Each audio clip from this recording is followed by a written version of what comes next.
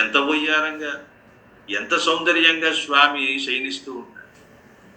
నునుగాట్పు దుదినించిన ఎట్టి చల్లని పంపుపై లీల పవ్వళించి బటువులై హుంబట్టు వటువులోయన నొప్పు రమచనుదో ఈ పాదముల చేర్చి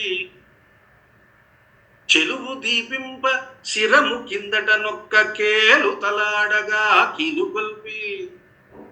ఇది స్వామివారు శయనమూర్తిలో మనకి ఇచ్చేటటువంటి దర్శనం. నునుగాట్పు దూదినించిన ఎట్టి చల్లని పాన్పు. ఎలాంటి పాన్పు? ఎంత మెత్తగా ఉంటుందో అంత చల్లగా ఉంటుంది. అది స్వామికి ఉన్న ఒకే ఒక్క పరుపు ఇంకెవరికి ఉండదు. అది శేష పాన్పు అన్నారు కదా, శేషుడే. సర్పాలకు వాయుభుక్ అని పేరు, అంటే గాలిని భోంచేస్తాయి. అందువల్ల ఆదిశేషుడు పొట్ట నిండా ఏముంటుంది? గాలి. మరి స్వామికి కొంచెం గట్టిగా అవుతుందని పాన్పు ఆయన గట్టి భోజనం కూడా చేయట. అందువల్ల పిల్లకాలుల్ని మాత్రమే తీసుకుంటాడు. పిల్లకాళ్ళు అయితే లోపల అలా చక్కగా పడి ఉంటే చక్కగా అరిగి కొంచెం మెత్తగా ఉంటాయట. నునుగాట్పు దూది, లేతకాలులే దూదిగా నింపినటువంటి పాన్పు అండి. ఈ పాన్పు ఎక్కడైనా ఉందా? ఎవరికైనా ఉందా? ఆయనకి మాత్రమే. చల్లగా పడుకుంటాట.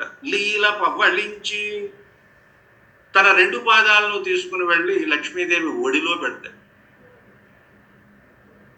ఒక చెయ్యినేమో చేతి కింద పెడతాడు. శిరము కిందట కేలు తలాడగా కీలు కొల్పి తలగడగా ఒక చెయ్యి పెడతాడు. ఎందుకని?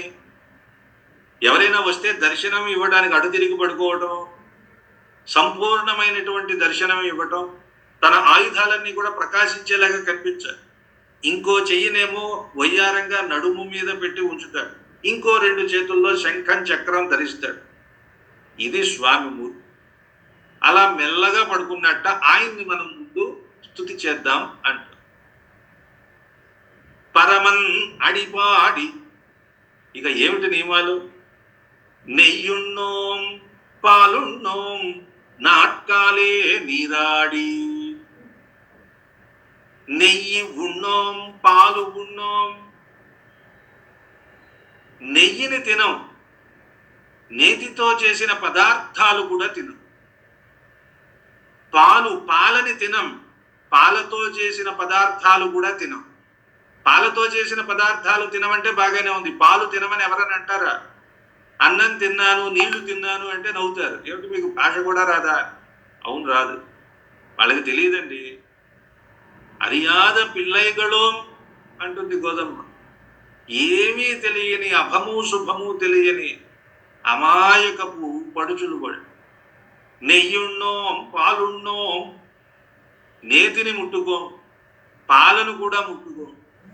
నాట్కాలే నీరాడి. ఉదయాన్నే లేచి ప్రాతః సమయంలోనే స్నానం చేస్తాం. నాట్కాలం ఉదయమే నీరాడి. రోజు చేసే స్నానమే కదండి, మళ్ళీ ప్రత్యేకంగా కొత్తగా చెప్పాలా? అంటే ఇది పవిత్రమైన మాసంలో చేసేటటువంటి స్నానం, భగవంతుడికి సమర్పించే కైంకర్యం కోసం చేసే స్నానం. నిజానికి శ్రీకృష్ణుడిని నిద్రలేపి శ్రీకృష్ణుడితో కలిసి వెళ్ళి స్నానం చేయాలనుకుంటారు, కానీ వీళ్ళు ముందే చేసేస్తారు. ఎందుకని? తీరా శ్రీకృష్ణుడు వచ్చిన తర్వాత ఏమిటి మిమ్మల్ని ఎక్కడికో తీసుకువెళ్దాం అనుకున్నాను, మీరు ఇంకా స్నానం చేయలేదా అంటాడేమోనని ముందే సిద్ధం చేస్తాం. మళ్ళీ చేయమంటే మళ్ళీ చేస్తాం. స్వామి కోసం ఎన్నిసార్లు అయినా చేస్తాం. నాట్కాలే నీరాడి. నెయ్యము అంటే శరీరాన్ని వర్ధింపజేసేది, వర్ధిల్ల చేసేది అన్నది. నెయ్యి బాగా వేసుకుంటే శరీరం పెరుగుతుంది. నెయ్యము అంటే స్నేహము అని అర్థం. స్నేహము అంటే జిడ్డు. ఆ జిడ్డుకి స్నేహ అని పేరు. అది నెయ్యిలో ఉంది. నెయ్యము అంటే స్నేహము, ప్రీతి. ఒకరి మీద ఇంకొకరికి ప్రీతి ఉంటే వాళ్ళ మధ్య సంబంధం ఎలా అయితే బలపడుతుందో అలాగే నెయ్యి కూడా శరీరాన్ని అలాగే పెంచుతుంది. స్నేహం లాంటిది. పాలున్నోం. పాలని కూడా తీసుకోం. ఈ నెయ్యి పాలు బాగా తీసుకుంటే, శరీరం బాగా సౌష్ఠవంగా ఉంటే, నేను లేకపోయినా వీళ్ళు బాగానే ఉన్నారులే, చక్కగా ఉన్నారు, ఇంకా నాతో అవసరం ఏముంది అని శ్రీకృష్ణుడికి అనిపించవచ్చు. ఆయన వచ్చేసరికి ఆయనతో పాటు మనం సిద్ధంగా ఉండాలి అంటే స్నానం చేసి ఉండాలి, శరీరము శుష్కించిపోయి కనిపించాలి. అంటే ఒక తపస్సు చేస్తున్న వాళ్ళు, వ్రతంలో ఉన్నవాళ్ళు నియమాలు పాటిస్తే వాళ్ళకి ఇంద్రియ నిగ్రహం కలిగి నీ కోసం నేను వీటిని త్యజించాను అని చెప్పడానికి కూడా వీలుంటుంది. పైగా ఇవి ఎవరు దేనికోసం వచ్చాడు శ్రీకృష్ణ పరమాత్మ ఇక్కడికి? ఈ వెన్న కోసం, ఈ పాల కోసం, ఈ నెయ్యి కోసం వచ్చాడు. అవన్నీ ఆరగించవలసిన వాడెవరు? స్వామి. ఇప్పుడు మనం తినేశామనుకోండి, ఆయనకు ఉండవు. పరమాత్మకి నివేదన చెయ్యాలి, పరమాత్మ తీసుకోవాలి. ఆయన వచ్చి మీరు తినండి అన్నాడా? తింటా. ఆయన కోసం ఏదైనా చేస్తాం. అప్పుడు మేము ఈ నియమాన్ని ఉల్లంఘించినట్టు కాదు. నెయ్యున్నోం, పాలున్నోం, నాటకాలే నీరాడి మా అంతట మేము ఇలాంటి పనులు చెయ్యం. వ్రతాన్ని భంగం పరిచేటటువంటి పనులు చెయ్యం. ఉదయాన్నే స్నానం చేస్తాం. మై ఎట్టెഴുదోం, మై అంటే కాటుక, ఇట్టు అంటే పెట్టుకోవడం. కాటుక పెట్టుకొని ఎഴുదోం అంటే అలంకరించుకోము, పూసుకోము. మలర్, మలర్ అంటే పువ్వులు. ఇట్టు పువ్వులు పెట్టుకుని నా ముడియోం, కొప్పుల్లో ముడుచుకోం, మాలలుగా కట్టి వేసుకోం. అంటే పుష్పాలు స్వామికి సమర్పించినవే, స్వామికి సమర్పించాలి. పుష్పాలన్నీ ఎవరి కోసం అంటే భగవంతుడి కోసం. పుష్పం అనేది భోగాన్ని కలిగించేటటువంటి వస్తువు. దాన్ని మనం ధరించామనుకోండి, మనసుకి చాంచల్యం కలుగుతుంది. పైగా ఈ పుష్పాలన్నీ భగవంతుడికి సంబంధించినవి కాబట్టి స్వామికి సంబంధించిన వాటిని మేము ముందు స్వీకరించాం. ఇలా అనడం వల్ల ఇంకొక అవకాశం శ్రీకృష్ణుడిదే చెప్తారు. ఏమైనా సరే బయట ఒక గోపిక వస్తుంది, ఆ గోపిక వస్తు మార్పిడి అంటూ ఉంటారు కదా. ఏవో కొన్ని పదార్థాలు ఆవిడిస్తుంది, కొన్ని పదార్థాలు ఈయన తీసుకుంటుంది. మీ ఇంట్లో ఏదైనా బియ్యం తీసుకురా, ధాన్యం తీసుకుని నేనేవో పళ్ళు ఇస్తాను అన్నది. గంప నిండా పళ్ళు తీసుకొచ్చి పాపం చిట్టి చేతులు శ్రీకృష్ణ పరమాత్మ ఇలా ధాన్యమో బియ్యమో తీసుకొచ్చాడు, 2 చేతులు. ఆ లోపల నుంచి తెచ్చేసరికి మొత్తం అంతా ఒలిగిపోయి 4 గింజలు వచ్చాయి. చూసి నవ్వుకుని, సరే నాయన తీసుకురా, ఏం చేస్తాం, ఇచ్చావు కదా అని ఆ 4 గింజలు తన సంచిలో వేసుకుని ఇదిగో పళ్ళు తీసుకో అన్నది. నేను తీసుకోనన్నా. తీసుకోవయ్యా అన్నది. నేను తీసుకోనన్నాడు. అనేసరికి ఇదిగో తీసుకో అని ఆవిడే ఇచ్చింది. ఎందుకు తీసుకోలేదంటే ఈ మహానుభావుడు తాను తీసుకుంటే ఏమొస్తాయండి? 2 వస్తాయి. కానీ ఆవిడిస్తే చెయ్యి పెద్దది కదా, అందువల్ల ఎక్కువ వస్తాయి. ఇది ఈయన తెలివితేట. ఇతనితో కలిసి తిరుగుతున్నారు కాబట్టి గోపికలకు కూడా ఆ తెలివితేటలు అంటుకున్నాయి. ఏమంటున్నారు వీళ్ళు? మేము పూలు ముడుచుకోము. వీళ్ళు పూలు ముందే ముడిచేసుకుంటే శ్రీకృష్ణుడు వచ్చి ఏమిటలా పువ్వులు గీవులు పెట్టుకోకుండా ఉన్నారే, నేను ముడుస్తాను రండి అనే అవకాశం పోతుంది కదా. అంటే ప్రతి పనిలోనూ భగవంతుడిని దర్శించు. లేదా వీళ్ళు కాటుక పెట్టుకుంటున్నప్పుడు ఎప్పుడైనా, లేదా పెట్టుకోకపోతే కాటుక లేదేమిటి, ఇదిగో ఈ రేఖల్ని ఇలా తీర్చిదిద్దితే బాగుంటుంది అని ఎప్పుడైనా స్వామి చెప్పవచ్చు కదా. మా కోసం అంటూ మేము ఈ నియమాల్ని పాటించాం. కాటుకని ఎందుకు పెట్టుకుంటారంటే కళ్ళు బాగా పెద్దవి కావటం కోసం. కళ్ళు పెద్దవి అవటం అంటే ఏమిటి? జ్ఞానం కలగటం. ఆ కంటి చుట్టూ ఉన్నటువంటి ఈ కాటుక జ్ఞానాన్ని పెంచుతుంది. అంటే కన్నే, కాటుకతో ఉన్న కన్ను జ్ఞానము అంటే ఈ జ్ఞానం ద్వారా ఏం చేయాలి? భగవంతుణ్ణి పొందాలి. జ్ఞానం అనేది ఒక మార్గం కదా, ఆ మార్గాన్ని చూపించడానికి ఇది ఉపయోగపడుతుంది. అయితే మా అంతట మేము జ్ఞాన యోగాన్ని కూడా పాటించము,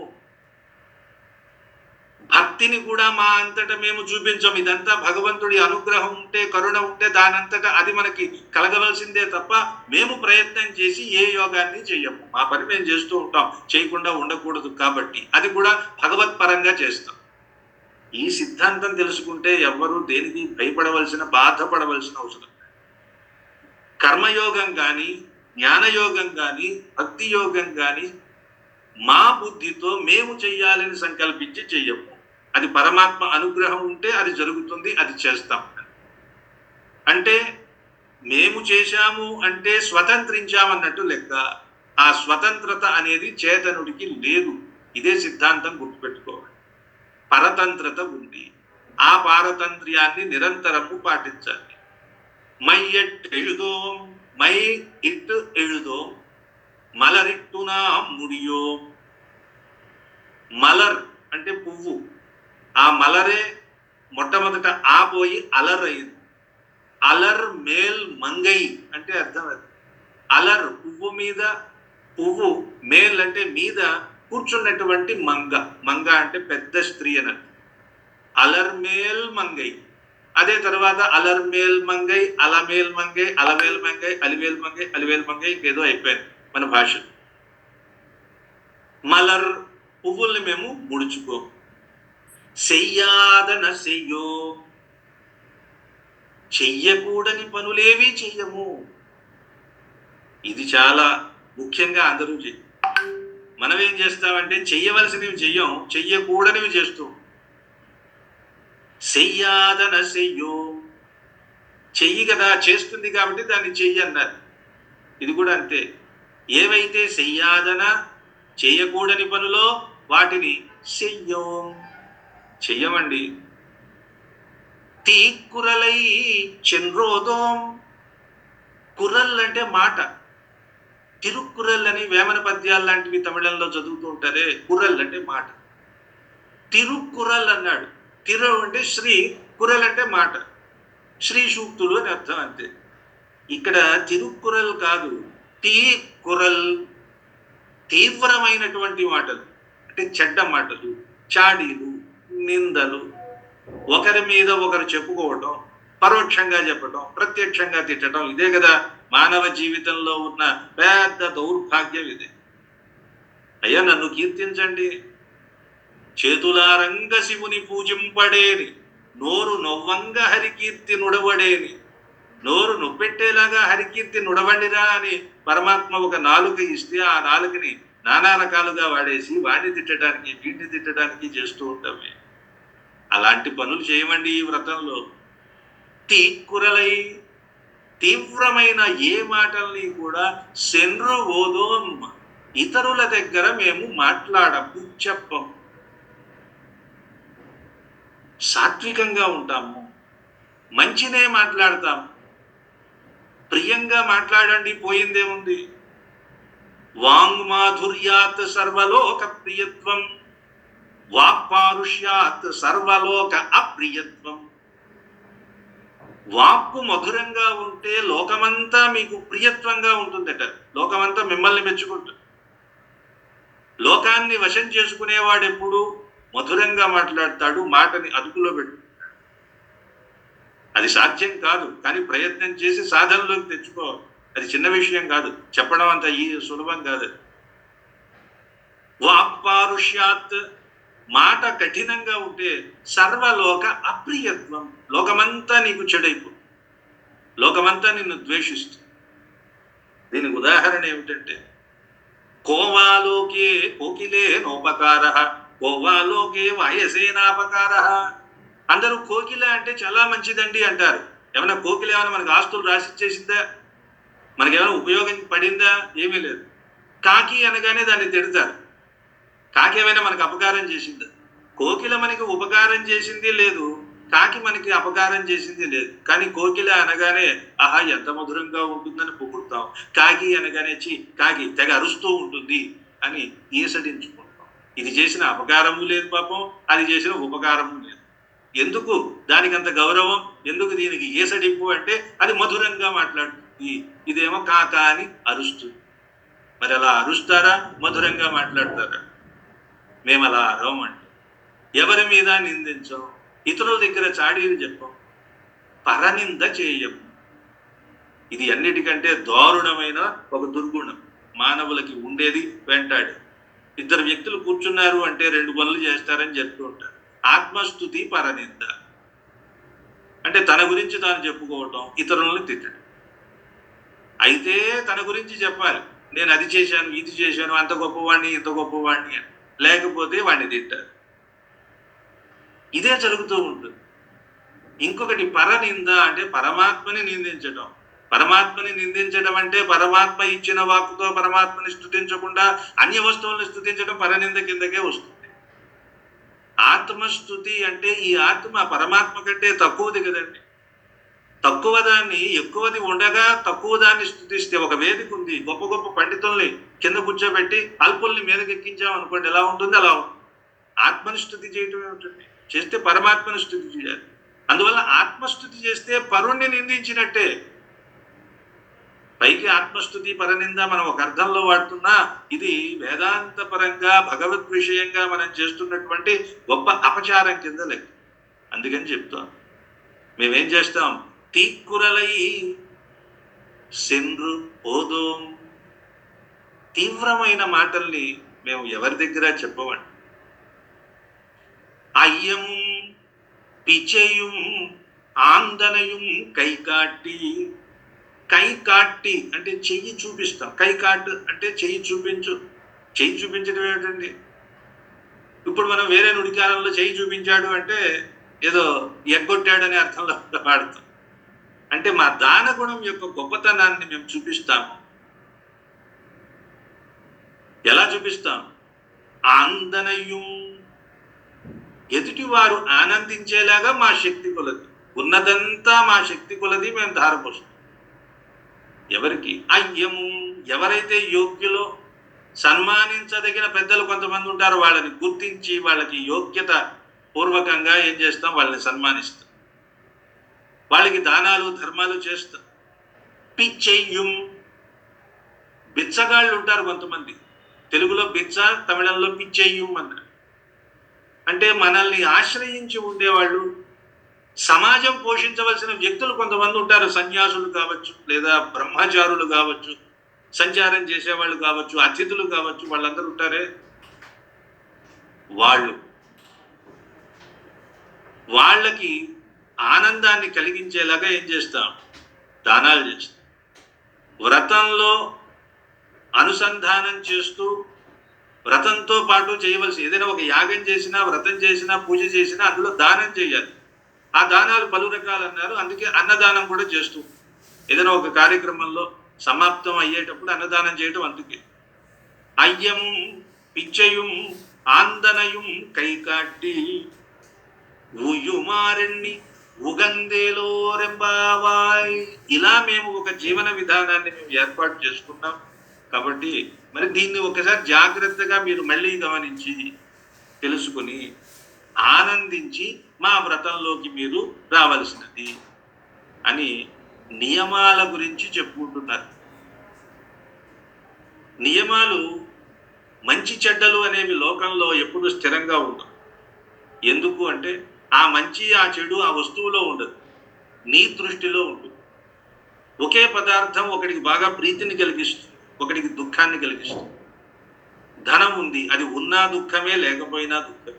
సంసారం ఉంది, అది ఉన్నా దుఃఖమే లేకపోయినా దుఃఖమే. ఉంటేనేమో ఉందే అని ఏడుపు, లేకపోతే లేదే అని ఏడుపు. అందువల్ల దుఃఖం ఎక్కడుంది? నీలో ఉంది తప్ప ఆ వస్తువులో లేదు. కానీ ఇక్కడ అలాగదే ఆనందం కృష్ణుడి దగ్గర ఉంది. రేపల్లెలో ఆనందం ఉంది అంటే అర్థం ఏమిటి? శ్రీకృష్ణ పరమాత్మ అక్కడున్నాడు, ఆనందం ఆయనలోనే ఉంది. అందువల్ల ఇది శాశ్వతమైనది. ఆ శాశ్వతమైన, నిత్యమైన, సత్యమైన ఆనందాన్ని పొందడం కోసం ఎలా ఉంటే పరమాత్మ ఆనందిస్తాడో ఆ ఆనందం మనకి లభిస్తుందో చెప్పేటటువంటి పద్ధతి. ఈ పద్ధతిలో మనం ఆచరించే విధానం ద్వారా కర్మబంధాలలో చిక్కుకోకుండా ఆనందంగా ఉండేలాంటి ప్రయత్నం చేయాలి. పరమాత్మని స్నేహంతో కొలవాలి, ప్రేమతో కొలవాలి. స్నేహానికి ప్రేమకి తేడా ఏమిటి?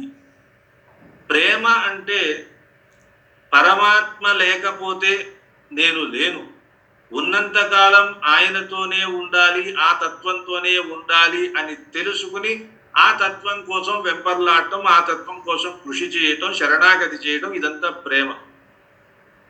స్నేహం అంటే పరమాత్మ లేకపోతే, ఆయనతో ఎడబాటు కలిగితే ఇదేమీ తెలియదు అనమాట. ఇదేమీ తెలియకుండా ప్రాణాలని విడిచిపెట్టేయగలిగినటువంటి స్థితి. ప్రాణాలు పోతాయి అంతే. పరమాత్మతో ఎడబాటు కలిగితే ప్రాణం పోతే అది స్నేహం. ఇక్కడ గోపికలకి ప్రేమ కంటే స్నేహం ఎక్కువ. వాళ్ళకి కర్మ సిద్ధాంతం తెలియదు.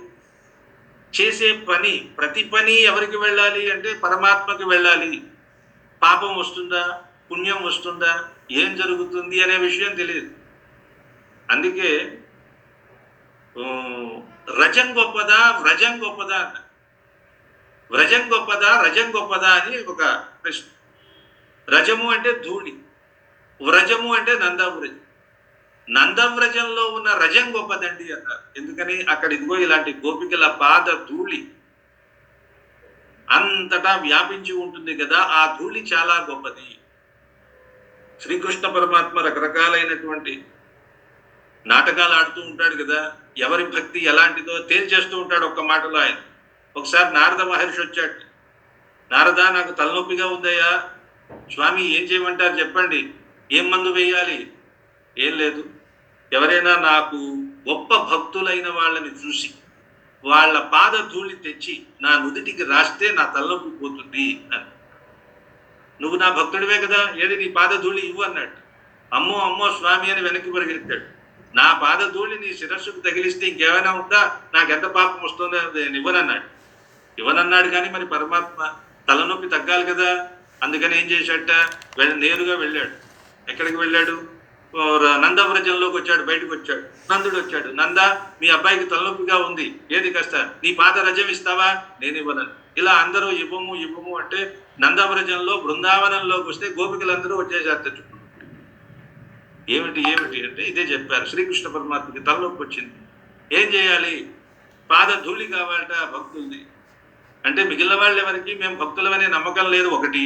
రెండు, తర్వాత ఈ పాద ధూళి ఇచ్చి శ్రీకృష్ణ పరమాత్మకి నుదుటిని తగిలిస్తే ఏమైపోతుందో, మాకెంత పాపం వస్తుందో అనే భయం ఒకటి, అపరాధ భావం ఒకటి, ఇవన్నీ ఏవేవో ఉన్నాయి. అలా చెప్పగానే గోపికలందరూ కూడా వెళ్ళిపోయారు. నారదుడు నవ్వుకున్నాడు, వీళ్ళు కూడా ఇలాంటి వాళ్ళేలే అని. వెంటనే ఒక్క 2 నిమిషాల్లో వచ్చేసారు. నెత్తి మీద తట్టలు తట్టలు తట్టలు పాద ధూళి తెచ్చారు. ఇదిగో మా పాద ధూళి తీసుకుపోయాడు. ఆశ్చర్యపోయాడు. ఏమిటి పాపం వస్తుంది అర్థం కావటం లేదా అంటే, మా శ్రీకృష్ణుడికి తలనొప్పి తగ్గితే చాలు మేము ఎన్ని నరకాలకైనా పోతామని భగవత్ రామానుజాచార్య స్వామి చెప్పింది అదే కదా. ఈ మంత్రాన్ని లోకమంతా అనుసంధానం చేసి మోక్షాన్ని పొందుతుందంటే వారి కోసం నేను ఒక్కడిని నరకానికి పోవడానికి కూడా సిద్ధం అన్నారే. ఇది స్నేహం, పరమాత్మ పట్ల అవ్యాజమైనటువంటి ప్రీతి కలిగి ఉండటం, అది కలిగి ఉన్నారు ఇక్కడ గోపికలు. అందుకే వారు ఏమంటున్నారు, ఇలాగే రామాయణంలో కూడా మనకు ఆంజనేయ స్వామి ఇదే మాట చెప్తారు, అనన్య శరణ్యత్వము, ఇంకెవ్వరిని శరణు వేడడానికి ఇష్టపడకపోవడం. ముఖ్యంగా శ్రీరామచంద్రమూర్తిలో ఉన్న ఆ వీర్యము, బలము, ఆశ్రితుల్ని రక్షించడం అనే గుణాలకు హనుమంతుడు పరవశుడైపోయాడు. ఆ అనన్య శరణత్వంలో ఉంటాడు, ఎప్పుడు ఆయన్నే ఆశ్రయిస్తూ. స్నేహం, ప్రేమ రెండింటినీ చూపించినటువంటి మహానుభావుడు ఆంజనేయ స్వామి. అలాగే పరమాత్మయే నాకు దైవము అని నిరంతరము ఆ నామాన్ని మాత్రమే స్మరిస్తూ ఉంటాడు. స్నేహమో పరమోరాజన్ త్వయి నిత్యం ప్రతిష్ఠిత. నీ పట్ల నిత్యము నేను స్నేహంతో ఉంటున్నాను స్వామి. భక్తిశ్చ నియత, భక్తి కూడా ఉంది, భక్తి కంటే స్నేహం ఎక్కువ ఉంది. వీర భావో నాన్యత్ర గచ్చతి, నా భావం వేరే చోటకి ఎక్కడికి వెళ్ళదు, నువ్వు తప్ప నాకు వేరే శరణు లేదు అని స్వామినే నిరంతరము స్మరించేటటువంటి ఆ ఆంజనేయ స్వామి లాగా ఇక్కడ గోపికలకు కూడా స్వామినే అనుభవించడం కోసం స్వామి అనుభవానికి తాము వినియోగపడాలి. తాము చేసే ప్రతి పని స్వామి అనుభవానికి వినియోగపడాలి అంటూ ముందుకు సాగుతూ, అలాంటి భక్తి ఉన్నప్పుడు మాత్రమే పరమాత్మ కూడా తాను వశమై ఉంటాడు అని వేదాంతం.